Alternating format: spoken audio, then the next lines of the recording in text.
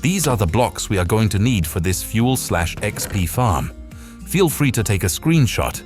With that out of the way, let's get to the tutorial. We'll start things off by placing 4 blocks in the shape of a letter T. After that, destroy the block in the middle, and this is where the clock for our farm will be. To make the clock, start by adding a lever in the front, then add a repeater in the middle and set it to 2 ticks delay by clicking it once. Next, add redstone dust in the back, and finally a redstone torch here. The clock will be on by default, but we want to turn it off until we build the rest of the farm. Go to the middle of the clock and dig out 13 blocks to the right. Once that is done, move down by 1 block and dig out 13 blocks going to the left. After that, we'll add a row of normal pistons here. Make sure all of the pistons are facing upwards. Once all the normal pistons are in place, we need to add a row of blocks behind them, like this. Add 13 blocks of your choice going back to the clock. Next, we'll add a row of sticky pistons on top of these blocks. Make sure that they are all facing forward. You may have noticed that the first sticky piston activated, while the rest remain unpowered. But don't worry, as we are about to power all of them. Once the pistons are in place, we'll go behind them and add another row of blocks right here, leading back to the clock. Next, we'll take the redstone dust from the clock and carry it across these blocks. This will power all of the sticky pistons. With that done, it's time to power the normal pistons on the other side. Start by adding a repeater right here to extend the signal. After that, add 4 redstone dust going to the left. Dig out this block and replace it with another repeater. Make sure that these repeaters have no extra delay on them. Now we can add redstone dust next to each of the normal pistons, and we should see all of them power up. Grab the blocks of your choice and add 13 of them, 1 on top of each of these redstone dust. Once they are in place, it's time to add the sand. Add a row of sand on top of these blocks, right in front of the sticky pistons. After that, we need to add another row of sand, but this time on top of the piston heads, just like this. This is where the kelp will be growing.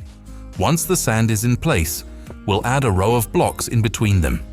After that, go behind the top sand and add another row of blocks behind it. Once we are done with this layer, we'll add another one on top of it. Next, we'll add the pistons that will be responsible for harvesting the kelp on top of these blocks. Make sure that all of the pistons are pointing forward, and once they are all in place, it's time to add the final layer of blocks on top of them. This will also be the total height of our farm. Before we finish the top of the farm, we first need to add the collection system for the kelp.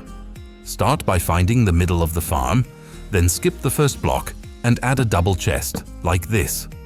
Next, make sure to crouch and add 13 hoppers going into it. If you are planning to AFK while using this farm, you could also add a double chest for each of the hoppers individually. Once all the hoppers are in place, it's time to add smokers on top of them. You can use regular furnaces, but smokers are a bit faster. With smokers in place, it's time to add hoppers, pointing into each of them from above. These hoppers will be delivering the kelp for smelting directly from the farm. With all the hoppers in place, the bottom of our farm is complete. Now it's time to finish the top. We'll start by adding a wall on both sides of the farm. Simply make a 3x3 wall on the right side.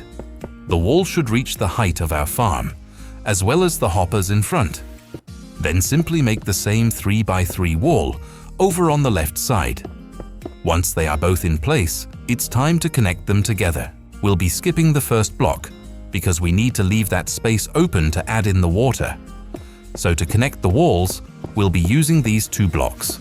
Simply build out these blocks until you reach the other side and the 2 walls are connected together. Once that is done, we'll go inside of the farm.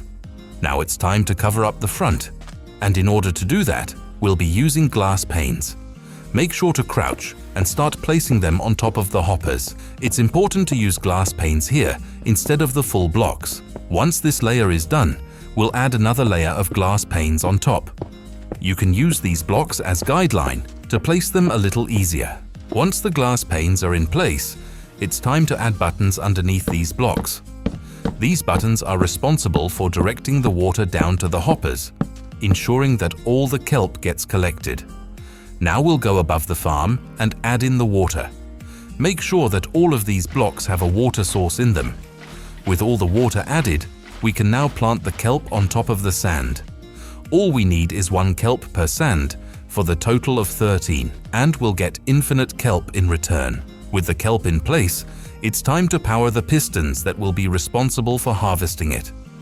In order to do that, we first need to go to the right side of the farm.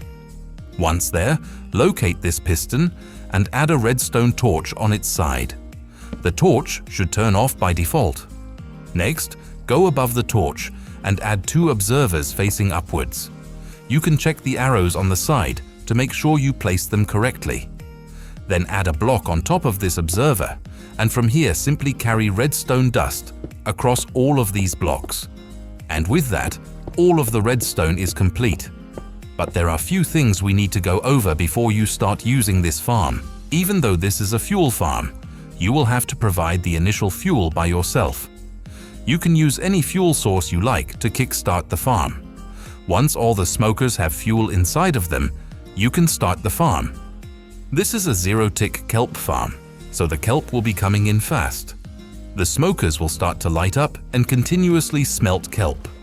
All of the dried kelp will end up in the double chest. Once the farm has been working for a while, you can use it to power itself. The kelp will turn to dry kelp, and you can turn it into dried kelp blocks to use for the fuel. This way the farm becomes self-sustainable, and you won't have to worry about the fuel. You should also keep in mind that this farm needs to be loaded at all times. So if you are planning to leave the area it's in, you must turn the farm off first. Otherwise, the 0-tick kelp farm can break. Lastly, you may be wondering, where does the XP part of this farm come in? So let me explain how that works. Every time an item gets smelted, the furnace or smoker in this case stores some XP inside it. In order to get that XP, all you have to do is take the smelted item out of the smoker.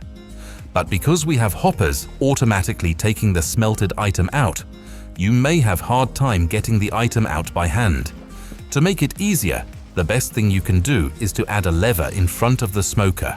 Once we click the lever, we'll be locking the hoppers, which means that the smelted item will remain inside the smoker, allowing you to pick it up easily and get your XP. Of course, the longer the farm runs, the more XP will accumulate. I'd suggest adding a lever on each smoker and treating them like little XP banks.